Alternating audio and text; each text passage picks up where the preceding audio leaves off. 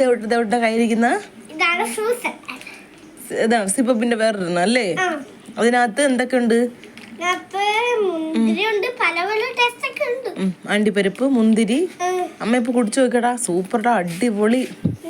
വേണ്ട, അമ്മ കുടിച്ച് തീരാറുമായി. ഈ ഒരു സാധനത്തിന് വേണ്ടിയിട്ടാണ് ദേവട്ടെ ഫ്രൂട്ട് സലാഡ് എന്ന് പറഞ്ഞ് 2 ദിവസമായി കിടന്നങ്ങ് ബഹളം.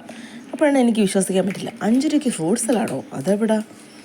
അപ്പോഴാണ് നമ്മുടെ തൊട്ടപ്പുറത്തുള്ള കടയിൽ 5 രൂപയ്ക്ക് ഫ്രൂട്ട് സലാഡ്.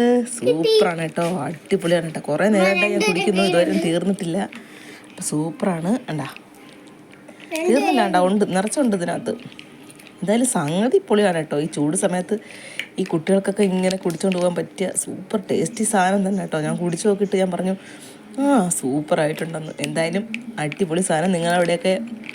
നിങ്ങളുടെ കടകളിലൊക്കെ ഇങ്ങനത്തെ സാധനം ഉണ്ടോ എന്നൊന്ന് കമൻറ്റ് ചെയ്തേക്കണേ. എന്തായാലും കൊള്ളാം, അടിപൊളി. 5 രൂപയ്ക്ക് ഒരു നഷ്ടമില്ല കേട്ടോ.